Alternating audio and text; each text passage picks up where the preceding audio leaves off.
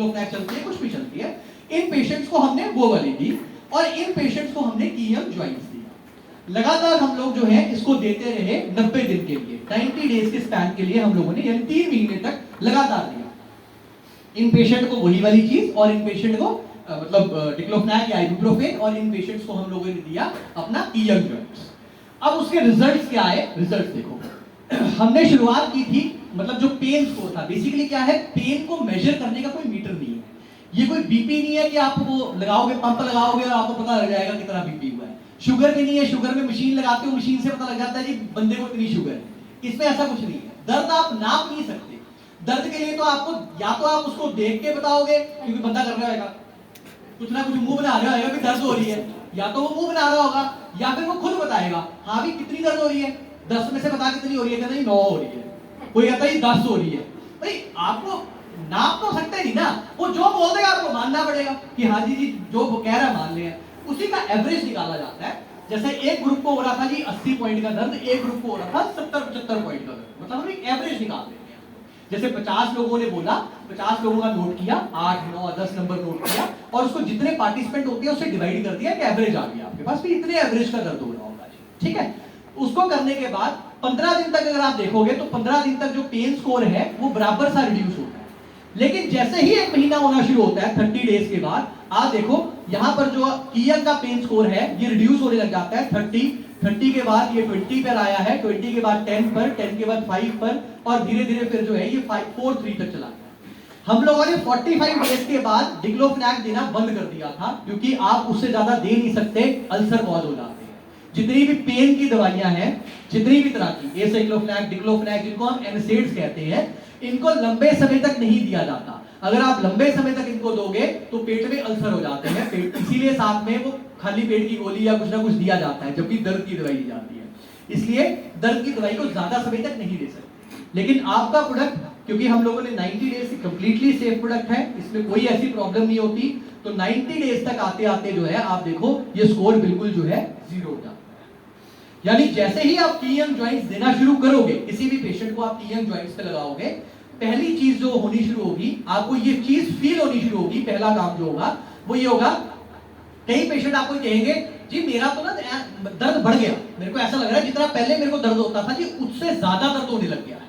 ये पहले हो सकता है 7 से 10 दिन ये चीज हो, 7 से 10 दिन आपको पेशेंट फोन करके बोले, वो बंदा फोन करके बोलेगा सर आप देखे तो गए थे दवाई पर ऐसा लग रहा है दर्द बढ़ गया, मतलब वो ना मजा नहीं आ रहा, वैसे घबराने की कोई जरूरत नहीं है।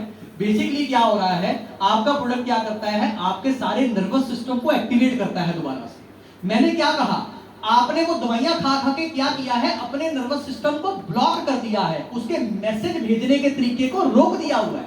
हमने क्या किया, मैंने क्या सिखाया अभी, जितनी भी दवाइयां आप खाते हो क्या करती हैं, मैसेज को रोकती है।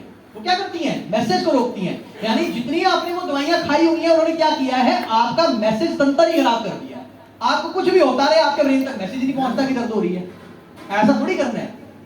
यानी क्या होगा, सबसे पहले वो आपके इस नर्वस सिस्टम को ठीक करेगा, ये जो नर्वस सिस्टम में प्रॉब्लम हुई है इसको रिजॉल्व आउट करेगा। इसके 7 से 10 दिन तक पेशेंट ये कहेगा जी मेरे को दर्द बढ़ रहा है, दर्द बढ़ा नहीं है, वो दर्द उतना ही है।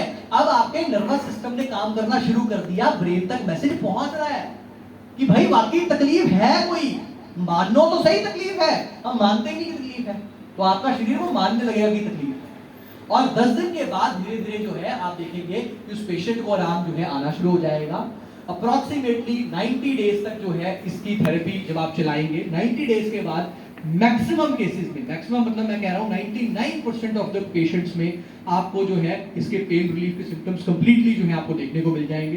पेशेंट कहेगा जी मैं बिल्कुल ठीक हूँ। हो सकता है कुछ केसेस में 120 डेज तक भी थेरेपी चलानी पड़े, कुछ केसेस में कुड बी पॉसिबल, कुछ ऐसा है बड़ा क्रॉनिक केस है तो आपको 120 डेज करना पड़े।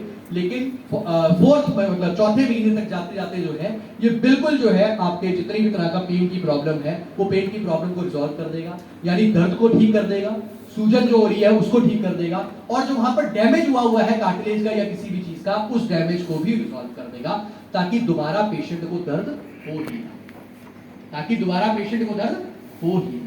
क्योंकि जब आपने उस कॉज को ठीक कर दिया जिस वजह से दर्द हो रही है तो अल्टीमेटली पेशेंट को किसी भी तरह की प्रॉब्लम नहीं। क्लियर हुआ? क्लियर हुआ? ये एक और ट्रायल है, मतलब ये जस्ट कितने लोगों को समझ आएगा, मैं जल्दी से थोड़ा समझाने की कोशिश करता हूँ अपनी तरीके से। ये एक और ट्रायल है जो हमने इस प्रोडक्ट के साथ किया है। बेसिकली ये हमने कार्टिलेज, आपको याद है मैंने कार्टिलेज की बात की थी कि भाई हमारे बोन के ऊपर एक लेयर बनी होती है कार्टिलेज के लिए। ये कार्टिलेज को बनाने में कितना हेल्पफुल है, ये बेसिकली 3 तरह की कार्टिलेज होती है, जैसे आर्टिकुलर कार्टिलेज, ये है सीसी कैल्सिफाइड कार्टिलेज है, सब कॉन्ड्रोल बोन। ठीक है, बोन होता है, बोन के ऊपर जो है कार्टिलेज बनी होती है, बोन के ऊपर कार्टिलेज यानी एक लेयर की तरह लगी हुई होती है।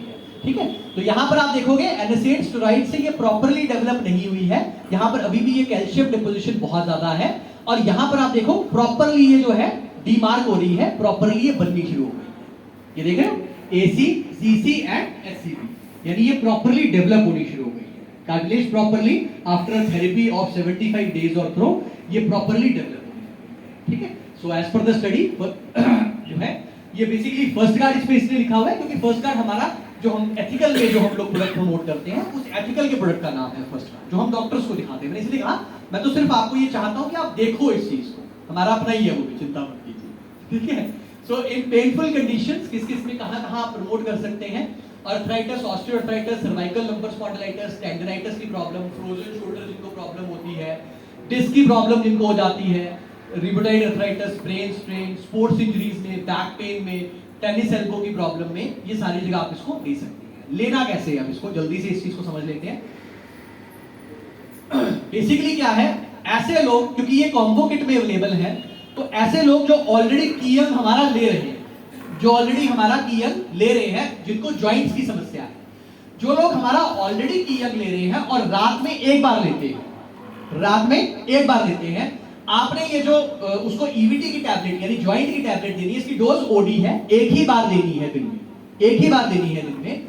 ये कैसे देनी है, पेशेंट जब अपना खाना खा ले, सुबह उसने खाना खा लिया, अपना ब्रेकफास्ट कर लिया 8 साढ़े 8, ब्रेकफास्ट के आधे घंटे के बाद आप ये गोली ले सकते हैं। लेने के बाद कम से कम 3 घंटे तक कुछ नहीं खाना, कम से कम 3 घंटे का गैप चाहिए बीच में। अगर आप 3 घंटे का गैप नहीं दोगे तो उसकी प्रॉपर्ली इंटेस्टाइन में जेलिंग नहीं होगी, कुछ ऊपर से आ जाएगा, एसिड ज्यादा बन जाएगा, आपका कोलेजन डिस्टर्ब हो सकता है, आपका वो जो आपने लिया है वो कहीं ना कहीं डिटोरिएट, मैंने कहा ना वो एसिड में जाके खराब हो जाता है, तो अगर एसिड बढ़ेगा तो वो खराब हो जाएगा, उसको जल्दी से वहां से निकल जाने देना। अगर वो निकल जाएगा तो फिर वो जाके इंटेस्टाइन से अब्सॉर्ब हो जाएगा। तो कम से कम 3 घंटे का गैप होना चाहिए, यानी आपने जो है मॉर्निंग में खाना खाया, खाना खाने के आधे घंटे के बाद आप जो है पानी में डालिए और टैबलेट को पानी के साथ अपना चुपचाप पी जाइए। ठीक है, और उसके बाद 3 घंटे तक कुछ नहीं लेते। किया को रात को as a last meal of the day वो आप लेते रहिए। अब ऐसे पेशेंट्स जिनको प्रॉब्लम, जिन्होंने आज तक हमारा कियन नहीं लिया है, आप उसको डबल डोज से शुरू करवाना चाहते हैं, यार अभी इसको जो है कियन 2 बार देने की जरूरत है। अभी जो है हम चाहते हैं कि 101, बेसिकली प्रोडक्ट कोड से याद रखिएगा, कियन का हमारा प्रोडक्ट कोड है 101, इसका प्रोडक्ट है 111, ठीक है, तो 101 111 इसे याद रखिएगा। तो उन केसेस में आप क्या कर सकते हैं, आप उस पेशेंट को बोलिए कि आपने ऐसा करना है, कियन जो है सुबह उठ के, क्योंकि हमारे प्रोडक्ट को खाली पेट भरे पेट जैसे भी ले सकते हैं, आप सुबह खाली पेट उठते सार ही आप ले लीजिए इसको, कियन जो 101 वाला है, खाली पेट ले लिया आपने, उसका रीजन बताता हूं क्यों। खाली पेट आपने ले लिया, उसके बाद पेशेंट जो है अपना जी ब्रश करेगा, अपना नहाएगा धोएगा, इन बिटवीन जो है 40-45 मिनट निकल जाए नहाने धोने के बाद, उसके बाद जो है आप जो है खाना खा लीजिए, अपना ब्रेकफास्ट कर लीजिए।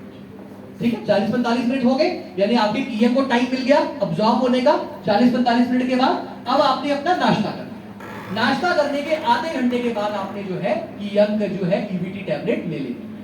कियन की ईवीटी टैबलेट वही उसी तरह से आधे घंटे के बाद ले लेनी है, और उसके बाद 3 घंटे तक कुछ नहीं खाना है, और कियन उसके बाद रात को अपना जो है as a last meal of the day आपको ले लेना है। उस केस में जहां पर 2 बार ले रहे हैं, जहां कियन 2 बार ले रहे हैं उस केस का बताएं। जहां एक बार ले रहे हैं वहां कोई दिक्कत नहीं है, खाना खाइए, आधे घंटे के बाद ईवीटी लीजिए, 3 घंटे तक कुछ नहीं खाना है, और रात को सोने से पहले अपना जो है कियन ले लीजिए, बात खत्म, कोई टेंशन नहीं। लेकिन जहां पर आप कियन को 2 बार खिलवाना चाहते हैं, आप चाहते हैं कि अभी पेशेंट को अभी हमने डाला है कि इसमें हम चाहते हैं जल्दी रिजल्ट आए, फास्टर रिजल्ट आए, उस केस में आपको कियन जो है आप जो है खाली पेट दे दीजिए। खाली पेट देने के बाद, वो क्यों कह रहा हूं, ताकि 40-45 मिनट का टाइम मिल जाए, बंदा नहाएगा धोएगा पूजा करेगा जो कुछ भी करेगा अपना करने के बाद उसके बाद खाना खाना बैठेगा, 40-45 मिनट आपको मिल गए। उसके बाद आधा घंटा आपको मतलब जो है आपने आधे घंटे के बाद अपना ईबीटी टैबलेट उसी टाइम ले ली खाना खाने के बाद, और आपको जो है उसके बाद लंच तक के 3 घंटे का टाइम। अदरवाइज क्या होगा, अदरवाइज अगर वो खाना खाने के आधे घंटे के बाद अगर जो कीयंग लेगा तो उसके बाद क्या होगा, उसके पास टाइम नहीं होगा, उसके आधे घंटे के बाद फिर उसने ईबीटी लेनी है, यानी वो जो 3 घंटे का गैप डालना था वो नहीं डल पाएगा। 12 बजे जो है वो फिर दोबारा अपना अगर लंच कर लेगा तो इफेक्ट उतने अच्छे से नहीं। ठीक है, क्लियर हुआ? क्लियर, डोजिंग का क्लियर हुआ। ईबीटी टैबलेट ज्वाइंट वाली एक ही बार लेनी है, ये समझ आया? एक ही बार लेनी है, मॉर्निंग में लेनी है। इसीलिए इसके पैक के ऊपर हमने बड़ा अच्छे से लिखवाया भी है, अगर आप देखोगे तो यहाँ पर बड़ा क्लियरली लिखवाया हुआ है, ये यहाँ पर दिया हुआ है, बड़ा क्लियरली दिया हुआ है कि ईबीटी टैबलेट आपने मॉर्निंग में लेनी है। वहां धूप का, सन का साइन बनाया हुआ है हमने, धूप बनाया हुआ है। और जो कीयंग का कैप्सूल है वो आपने जो है रात को लेना है, वो वहां पर नाइट का साइन बनाया हुआ है। ठीक है, इसमें बड़ा अच्छा से एक्सप्लेन किया हुआ है, आप इसको पढ़ेंगे आपको बड़ा अच्छे से समझ आ जाएगा कि किस तरह से हमने ये।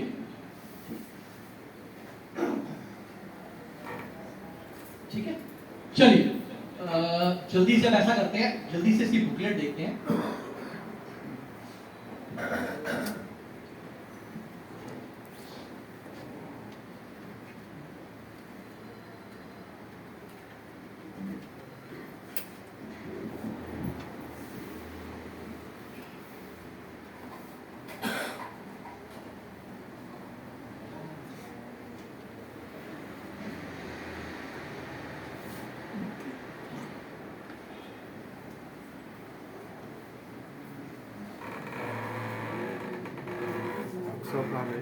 बाहर बाहर